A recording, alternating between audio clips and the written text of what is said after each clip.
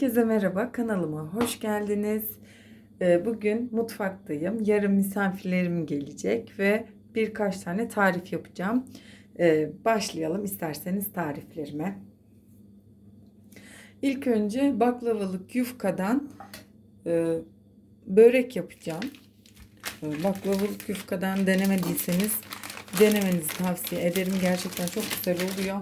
Hemen yufkamın ağzını açtım. Tarifime geçiyorum. Bir çay bardağı süt ekliyoruz. Derin bir kaseye.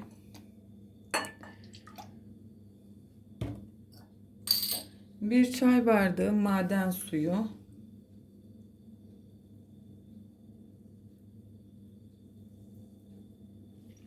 Ve bir çay bardağı da sıvı yağ ekliyorum.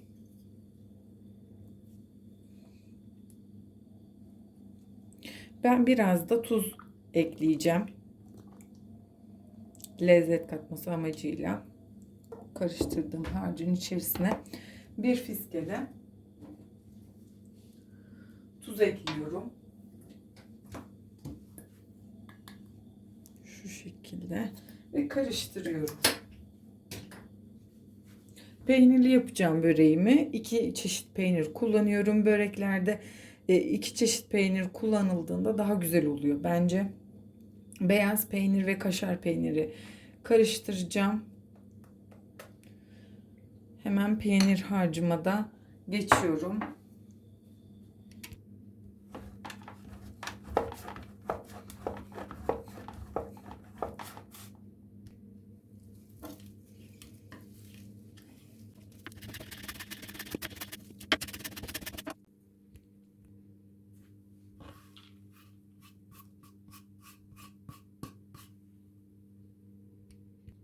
Evet, maydanozumu doğradım. Biraz tuz, biraz da karabiber ekliyorum. Harcım hazır. Artık böreğimi yapmaya geçiyorum. Evet, fırın tepsimize güzelce bir yağlı kağıt serdikten sonra onu kenara alıyoruz ve artık yufkayla peynirleri buluşturma zamanı.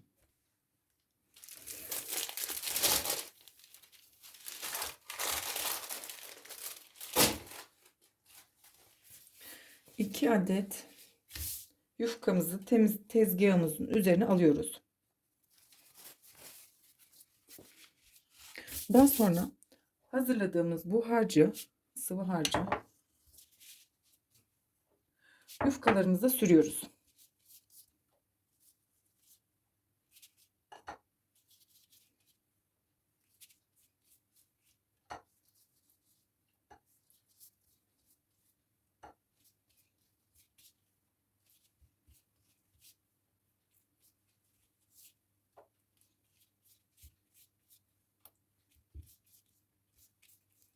Her yerine gelmesine dikkat edin harcın. Daha sonra üçüncü yufkamızı yine seriyoruz. Ve yine harç sürüyoruz. Bu şekilde 4 tane yufkayı üst üste dizeceğiz.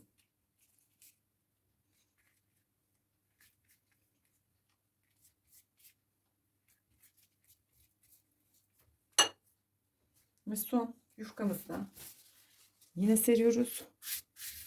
Ve yine harcımızdan sürüyoruz. Ve de hazırladığımız iç harcımızdan, peynir harcımızdan yufkaları bir güzel şu şekilde serpiyoruz. Ve katlıyoruz.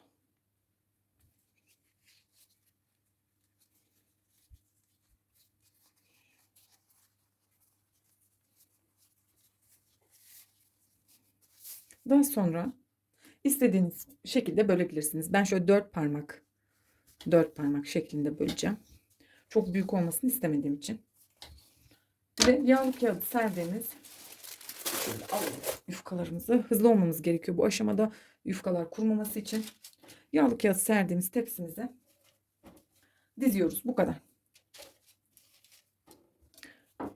Aynı işlemleri devam ediyorum ben. Evet, bütün yufkaları sardım ve geldim. İç harcımdan şu şekilde sıvı olan harcımdan kaldı. Ona 2 yemek kaşığı tereyağını erittim ve ekliyorum.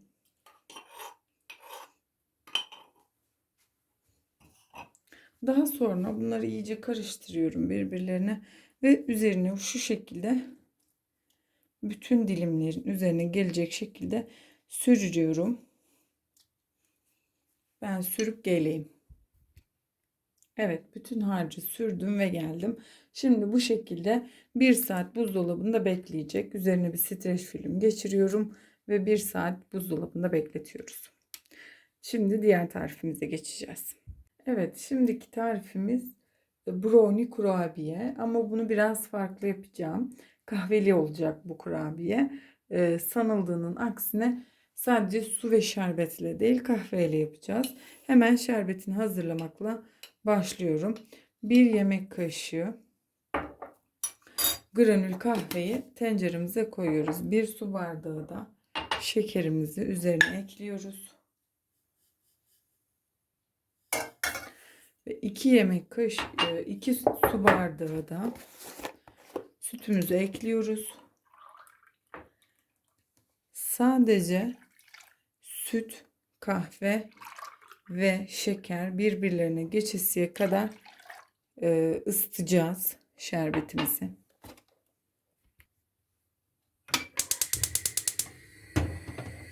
Diğer tarafta da patateslerim var. Patates mantısı yapacağım. Onları da kaynattım. Birazdan kurabiyeyi halledeyim. Ona geçeceğiz.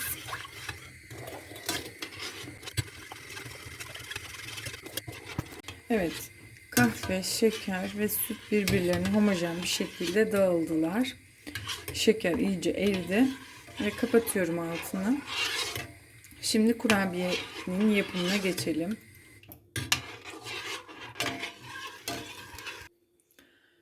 Evet. Maalesef kurabiyeyi yaparken hamurunu çekmeyi unuttum. İçerisinde 100 gram margarin, 1 paket kakao, 1 yumurta, 1 paket kabartma tozu ve 1 pakette vanilya var. 1 çay bardağı sıvı yağ, 1 çay bardağı da şeker var. Hepsini güzelce karıştırdım. 2,5 su bardağı da un aldı benimkisi. Kusura bakmayın, unuttum maalesef ki çekmesini. Buzdolabında dinlendirdim. Kokusu gerçekten çok güzel. Aşırı güzel kokuyor. Kahveyle buluştuğunda, kahveli şerbetle buluştuğunda tadını gerçekten çok merak ediyorum. Bunu biraz da farklı süsleyeceğim aynı zamanda. Hemen fırın tepsisine yuvarlamaya başlayayım. Ceviz büyüklüğünde, çok abartılı olmasına gerek yok. Çünkü içerisine 1 paket kabartma tozu koyduk dediğim gibi. O yüzden şöyle ceviz büyüklüğünde olsa yeterli olur.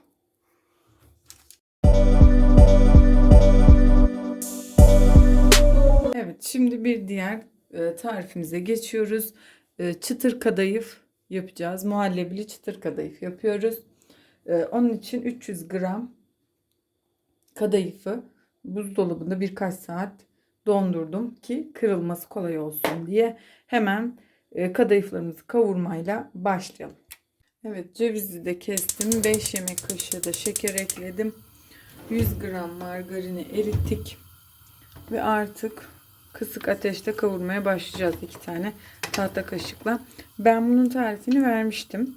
Videosu kanalımda, detaylı videosu mevcut. İsteyenler oradan bakabilir. Ben yapımına devam edeyim. Evet, kadayıflarım çok güzel bir şekilde kavruldular. Muhallebisini de hazırladım. Evet, muhallebisi de hazır. Şimdi kaynayasıya kadar karıştırıp çırpacağım. Sonra içerisine 1 paket sıvı krema ekleyeceğim. 15 dakika soğuduktan sonra 1 paket de vanilya ekleyeceğim ve kadayıflarla muhallebiyi buluşturacağım. Tatlım da hazır olmuş olacak. Evet, bir taraftan muhallebimi yaparken diğer taraftan da arpa şehriye salatam için arpa şehriyelerimi kavurmaya başlayacağım. Evet, arpa şehriyem için 1 çay bardağı sıvı yağ tenceremize ekliyoruz. Ve diğer taraftan 1,5 su bardağı da arpa şehriyemizi ekliyoruz.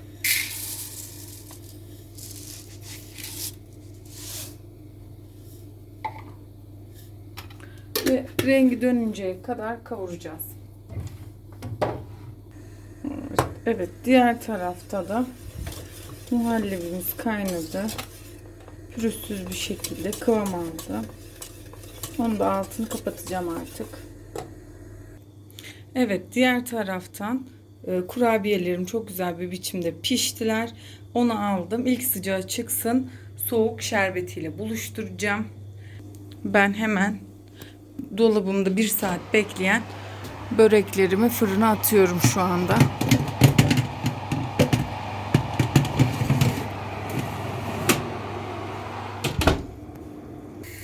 Evet, kurabiyemin ilk sıcağı çıkıyor. Daha sonra muhallebimin de ilk sıcağının çıkmasını bekliyorum. O süre zarfında ben arpa şehriyelerimi devamlı olarak karıştırarak eşit miktarlarda kızarmalarını sağlamaya çalışıyorum. Diğer taraftan da kurabiyemin üzeri için fındığım vardı. Fındığı elimde keserek bıçak yardımıyla file fındık haline getirdim. Ve de biraz çıtırlık katması amacıyla fındığımı kavuruyorum şu an. Evet, iyice pembeleşen arpa şehriyelerime 2 çay kaşığı tuz ekledim ve de artık üzerini geçesiye kadar su ekliyorum. Kısık ateşte pişmelerini sağlayacağım. Evet, fındıklarım da çok güzel bir şekilde kavruldular. Onu da altını kapatıyorum ve hemen kurabiyeme geçiyorum. Evet, zamanım kısıtlı olduğu için hızlı bir şekilde sütlü şerbetimin içerisine bandırdım ve çıkardım bütün kurabiyelerimi. Şimdi artık süsleme aşamasına geçiyorum. Evet, arpa şehriyelerim çok güzel bir şekilde yumuşadılar. Altını kapattım ve artık onu dinlenmeye bırakacağım, soğuyacaklar. Diğer taraftan çaydanlığa aldım. Beyaz çikolatamı güzel bir şekilde benmari usulü eritmeye çalışıyorum şu an. Daha sonra kurabiyelerle buluşturacağım.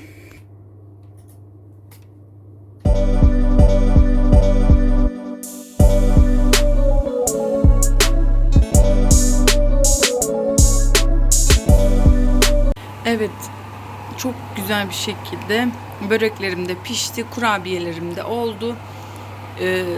Patates mantısını yapmaya geçiyoruz artık. Evet, mutfağımı güzel bir şekilde toparladım. Mantılarımı hazırladım. Dinleniyorlar şu an. Hemen mantımın yoğurdunu yapmaya geçiyorum. 1 diş sarımsak, 1 tutam tuz ve yoğurdu karıştıracağız. Ben bu kısımda sadece sarımsak kullanmayacağım.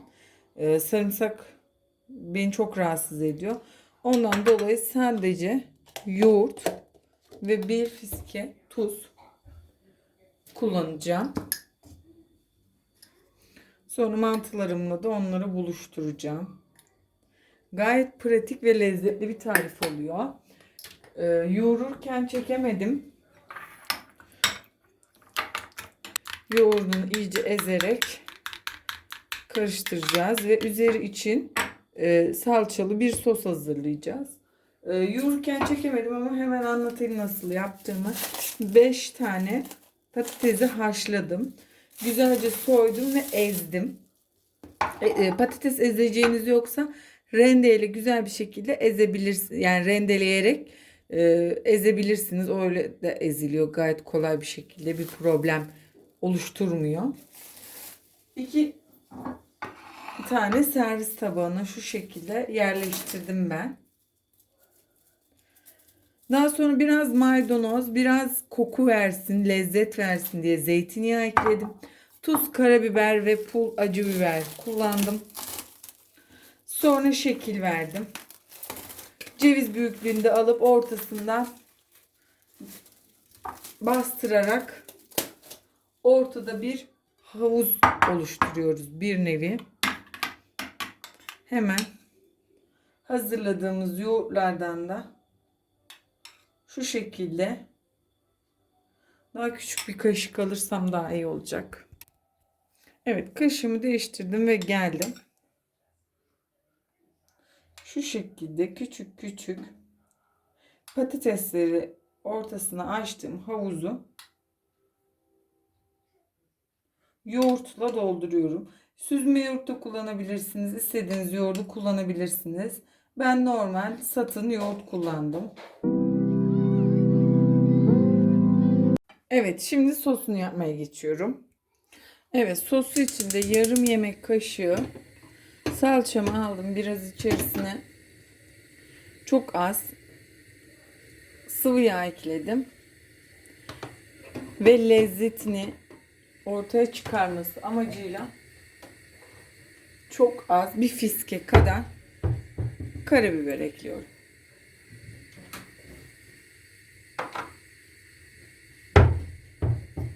Sonra da suyla açacağım.